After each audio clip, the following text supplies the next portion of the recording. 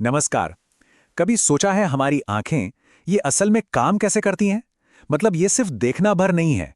इसके पीछे एक पूरी कहानी है, रोशनी के एक कमाल के सफर की। तो चलिए आज हम सब मिलकर इसी सफर पर निकलते हैं, ये समझने के लिए कि हमारी ये दुनिया रोशन कैसे होती है। तो सबसे पहला सवाल यही उठता है कि हम दुनिया को देखते कैसे हैं। मतलब हमारे आसपास ये जो भी चीजें हैं, चलती गाड़ियां, शांत खड़े पेड़, इन सब में वो एक कौन सी चीज है जो इन्हें हमारी आंखों के लिए विजिबल बनाती है। इसका जवाब ना एक ऐसी चीज में छिपा है जो हर जगह है, पर हम उस पर अक्सर ध्यान ही नहीं देते। और वो जवाब है रोशनी। बिल्कुल। दिन के उजाले में देखिए दुनिया कैसी रंगों और शेप से भरी होती है, लेकिन जैसे ही लाइट जाती है अंधेरा होता है, सब कुछ गायब। तो ये तो एकदम साफ है, हमारी देखने की कहानी का असली हीरो रोशनी ही है। तो रोशनी के इस दुनिया में मेन प्लेयर्स कौन कौन हैं? असल में ना सिर्फ दो तरह की चीजें हैं जिनसे हमें मिलना है, और यही दोनों मिलकर देखने के पूरे प्रोसेस को मुमकिन बनाती हैं। सबसे पहले आते हैं दीप्तिमान वस्तुएं या ल्यूमिनस ऑब्जेक्ट्स। आसान भाषा में कहें तो देने वाले। ये वो सितारे हैं जो अपनी रोशनी खुद बनाते हैं, जैसे हमारा सूरज, एक जलता हुआ बल्ब या फिर मोमबत्ती की लौ। सारी की सारी रोशनी की शुरुआत इन्हीं से होती है। और फिर हैं अदीप्तिमान वस्तुएं, यानी नॉन ल्यूमिनस। इन्हें हम कह सकते हैं लौटाने वाले। ये बेचारे खुद नहीं चमकते, हम इन्हें सिर्फ इसलिए देख पाते हैं क्योंकि ये देने वालों से रोशनी, कह लीजिए उधार लेकर, हमारी आंखों तक पहुंचाते हैं। जैसे कुर्सी, एक किताब, अरे यहां तक कि रात में चमकता हुआ चांद भी, वो भी तो सूरज की ही रोशनी लौटा रहा है। तो ये देखिए पूरा प्रोसेस एक साथ। सूरज जो हमारा देने वाला है, वो अपनी रोशनी सब तरफ फेंकता है। अब जब ये रोशनी कुर्सी यानी हमारे लौटाने वाले से टकराती है, तो कुर्सी उसे बाउंस करके हमारी आंखों की तरफ भेज देती है, और बस ठीक उसी पल हम कुर्सी को देख पाते हैं। है ना सिंपल और शानदार। चलिए अब इस सफर के अगले पड़ाव पर चलते हैं। देखते हैं कि जब रोशनी किसी चीज से टकराती है तो होता क्या है। इसे ना एक ऑब्स्टेकल कोर्स की तरह सोचकर चलिए। अब देखिए, रोशनी के रास्ते में आने वाली हर चीज एक जैसा बिहेव नहीं करती। कुछ चीजें होती हैं ट्रांसपेरेंट, मतलब पारदर्शी, जैसे साफ कांच।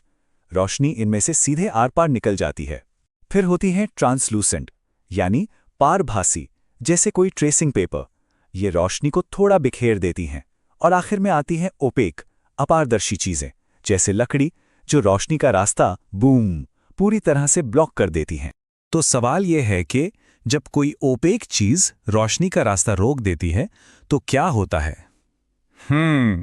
वो अपने पीछे एक निशान छोड़ जाती है, एक अंधेरा सा हिस्सा जहां रोशनी पहुंच ही नहीं पाई। और इसी निशान को हम सब जानते हैं, इसे कहते हैं छाया या परछाई। लेकिन एक मिनट, ये जो छाया है ना, ये पूरी कहानी नहीं बताती। ये हमें धोखा भी दे सकती है। याद है कैसे हम अपने हाथों से दीवार पर जानवरों की परछाई बनाते थे? बिल्कुल वैसे ही। और सबसे जरूरी बात, छाया का कोई रंग नहीं होता, वो हमेशा रंगहीन होती है। चाहे लाल गुलाब हो या पीला फूल, दोनों की परछाई काली ही बनेगी। तो अब तक हमने ये तो समझ लिया कि छाया कैसे बनती है, पर सवाल यह है कि क्या रोशनी से सिर्फ एक धुंधली सी आउटलाइन से ज्यादा कुछ कैप्चर किया जा सकता है? इसका जवाब एक बहुत ही दिलचस्प, एक बहुत ही सिंपल से डिवाइस में छिपा है। मतलब क्या कोई ऐसा तरीका है जिससे हम किसी चीज की ज्यादा साफ, ज्यादा डिटेल्ड तस्वीर बना सकें? सिर्फ उसकी काली परछाई नहीं, बल्कि उससे कुछ ज्यादा। और जवाब है हां, बिल्कुल है। और इसका राज ना किसी बड़ी भारी मशीन में नहीं, बल्कि इस साधारण से दिखने वाले पिनहोल कैमरे में छुपा है। यह है क्या? कुछ नहीं, बस एक बंद डब्बा जिसमें सुई की नोक जितना छोटा सा छेद है और सामने एक स्क्रीन या पर्दा है। पर यकीन मानिए, यह छोटा सा डिवाइस हमें रोशनी के बारे में एक बहुत बड़ा सीक्रेट बताने वाला है। अच्छा जरा सोचिए, अगर इस कैमरे को एक पेड़ की तरफ पॉइंट किया जाए तो अंदर स्क्रीन पर क्या दिखेगा? एक परछाई या कुछ और? अरे वाह, यकीन करना मुश्किल है। स्क्रीन पर जो तस्वीर बनी है वो पूरी तरह से उल्टी है। बाहर पेड़ सीधा है, लेकिन कैमरे के अंदर वो सिर के बल खड़ा है। अब ये कोई जादू टोना नहीं है, ये फिजिक्स का एक बहुत ही सिंपल, बहुत ही खूबसूरत नियम है। पर वो नियम है क्या? ये रहा वो बड़ा रहस्य। प्रकाश हमेशा एक सीधी रेखा में, अ स्ट्रेट लाइन में चलता है। बस यही नियम है। सोचिए, पेड़ की चोटी से जो लाइट की किरण चली, वो सीधी चलकर पिन होल से गुजरी और स्क्रीन के निचले हिस्से पर टकराई। और जो किरण पेड़ के निचले हिस्से से चली, वो सीधी जाकर स्क्रीन के ऊपरी हिस्से पर पहुंची। बस इसी वजह से पूरी की पूरी तस्वीर पलट गई। और जानते हैं सबसे कमाल की बात क्या है? नेचर यानी हमारी प्रकृति खुद ऐसे हजारों पिनहोल कैमरे बनाती है। अगली बार जब भी किसी घने पेड़ के नीचे से गुजरें तो जमीन पर रोशनी के जो गोल गोल धब्बे दिखते हैं ना, उन्हें जरा ध्यान से देखिएगा। वो धब्बे असल में सूरज की ही तस्वीरें हैं, जो पत्तियों के बीच की छोटी छोटी खाली जगहों से बनकर जमीन पर पड़ रही हैं। है ना कमाल? प्रकृति का अपना कैमरा। तो ठीक है, हमने छाया के बारे में भी जान लिया और पिनहोल से बनी इस उल्टी इमेज के बारे में भी। तो अब वक्त है इन दोनों को आमने सामने रखकर तुलना करने का, ताकि इनके बीच का फर्क एकदम क्रिस्टल क्लियर हो जाए।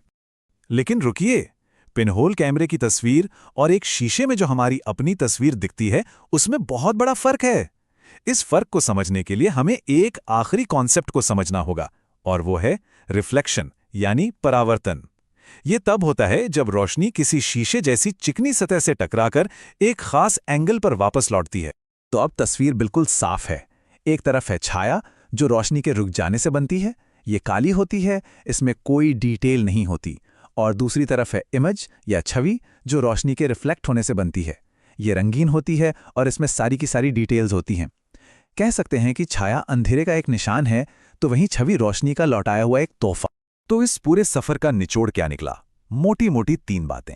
पहली, रोशनी के बिना देखना नामुमकिन है। दूसरी, रोशनी हमेशा सीधी लाइन में चलती है, इसी से छाया और पिनहोल इमेज बनती हैं। और तीसरी, चीजें या तो रोशनी को रोकती हैं, या उसे गुजरने देती हैं, या फिर उसे रिफ्लेक्ट कर देती हैं। तो इस पूरे सफर के बाद दिमाग में एक आखिरी सवाल छोड़ जाते हैं। हमने ये तो सीखा कि एक लाल गुलाब की परछाई भी काली ही होती है, लेकिन सोचिए जरा, अगर हम उस लाल गुलाब पर सफेद नहीं बल्कि हरी या नीली लाइट डालें तो क्या होगा? उसकी परछाई का रंग क्या होगा? जरा सोचिएगा। इसका जवाब रोशनी की एक और भी गहरी और रंगीन कहानी की तरफ ले जाता है।